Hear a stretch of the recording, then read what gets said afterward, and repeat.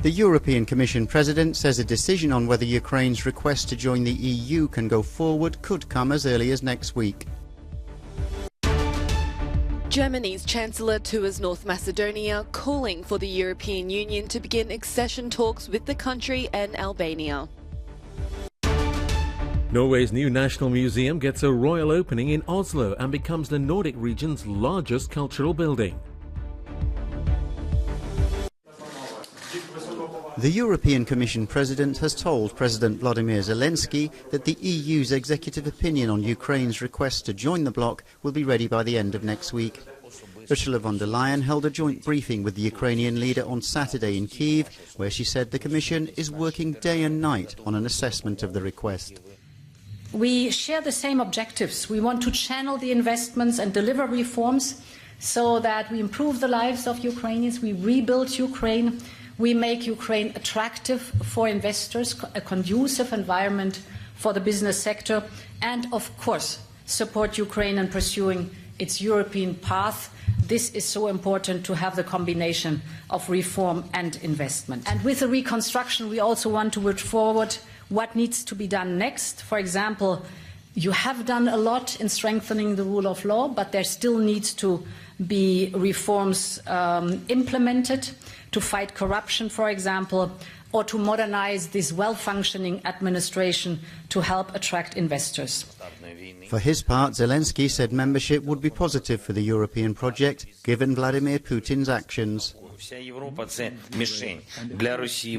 The whole of Europe is a target for Russia, and Ukraine's only the first stage of the aggression in these plans. That's why the European Union's positive response to Ukraine's application for membership can be a positive response to the question of whether the European project has a future at all. On the ground, reports continue of Russia's relentless use of artillery, especially in Donbass. Moscow's defense ministry released footage of what it said were Acacia self-propelled artillery crews in combat.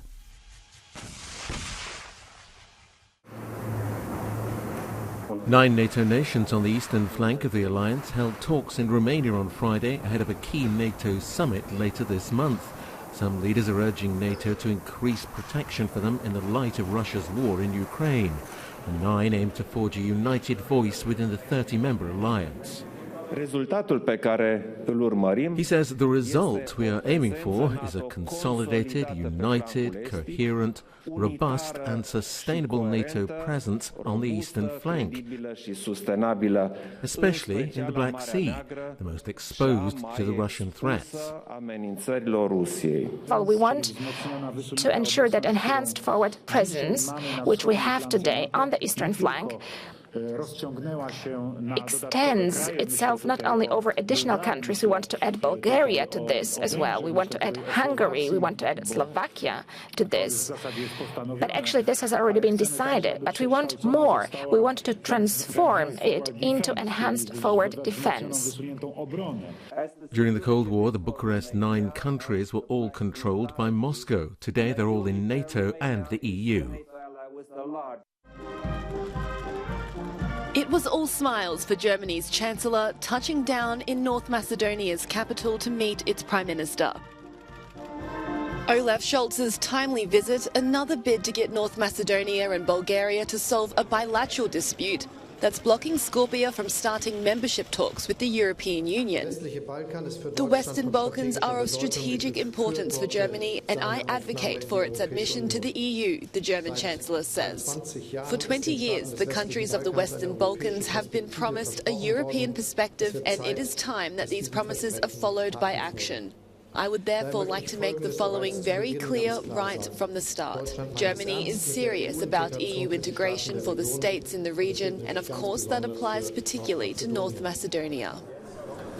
Bulgaria so far refuses to approve the EU's membership negotiation framework for Skopje. Next, Scholz will travel to Sofia, but some political analysts are sceptical his bid will produce results. The UK's controversial plan to deport migrants to Rwanda is going ahead despite a bid by NGOs to halt it. A British judge rejected the emergency bid to block deportation flights of asylum seekers set to start next week. Campaigners for the asylum seekers said the policy was unlawful and there should be no such flights ahead of a full hearing of the case later this year. British charities, including Care for Calais and Detention Action, plan to appeal. This judgment is devastating for the refugees. This is a brutal policy. We've got refugees, we've spoken to more than 100 who've been given these notices that say they're going to be forcibly removed from the country. These are people who come in who are from war-torn countries, who are already traumatized. It simply adds to the agony and causes more trauma. It is an absolute scandal. Despite criticism, accommodation like Hope Hostel in Kigali claim they are ready to host migrants comfortably. But such reassurances aren't trusted by human rights activists. Great Britain criticises the Rwandan government on the subject of human rights, she says. But at the same time, they send people to the country that they themselves argue does not respect human rights. So it's the world turned upside down. If nothing stops it, the first flights bringing migrants to Kigali will take off on Tuesday. The former Bolivian interim president, Jenny Áñez, has been sentenced to 10 years in prison after prosecutors claim she organized a coup against her predecessor, Evo Morales. Áñez insists she has been the victim of a political vendetta and denied the charges against her. Her defense said she would appeal the verdict.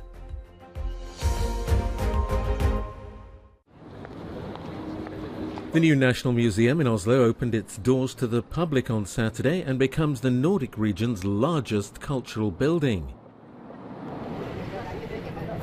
Among the guests at the official opening dinner were Queen Sonja, Crown Prince Haakon and Crown Princess Mette-Marit, Crown Princess Mary of Denmark, Prime Minister Jonas Gahr Støre, other government ministers and architect Klaus Schuberg. The new National Museum is the biggest museum in the Nordic countries, and it is built to contain, preserve and display our amazing collection of visual arts, crafts, design and architecture dating back from antiquity and up until the present day. With 13,000 square metres of exhibition space, the museum is the largest in the Nordic countries and includes the Scream by Edvard Munch, amongst 6,000 other art pieces in its permanent collection. The new museum took 8 years to build at a cost of €617 million. Leonardo da Vinci's unfinished masterpiece, St. Jerome in the Wilderness, is on show at Château de Croix-Luçay-Amboise in the Loire Valley. The enigmatic artist spent the last 3 years of his life there. The painting is on loan from Vatican museums. You can clearly see a fingerprint. That's what's called finger painting, a kind of finger wipe that creates a slight blur and a slight sfumato, or blending. It's particularly moving because everyone's experienced being fingerprinted, and here we have Leonardo's fingerprint from 535 years ago.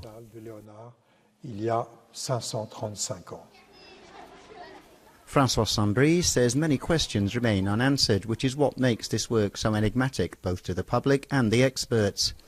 Is it a commissioned work or one of devotion? Is it from the Florentine period, so before 1480, or from the Milanese period after 1480?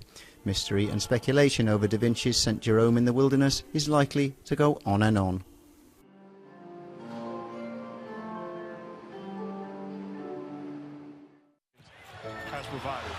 In US basketball, Stephen Curry scored 43 points to lead the Golden State Warriors to a 107-97 victory over the Boston Celtics in Game 4 of the NBA Finals on Friday night. For most of the game, the Celtics withstood everything the Warriors threw at them, but in the end couldn't keep Curry at bay.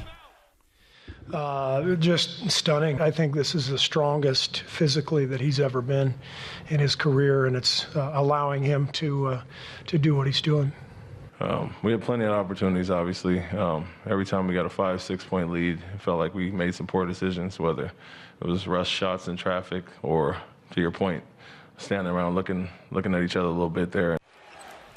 The setback overshadowed a big night for Boston big man Robert Williams, who had 7 points, 12 rebounds, 4 assists and 2 blocks before his surgically repaired left knee forced him back to the bench.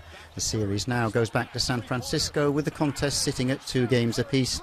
The Warriors will host Game 5 on Monday night and would also hold the home court advantage in a 7th game if necessary. It happened because they pushed the ball.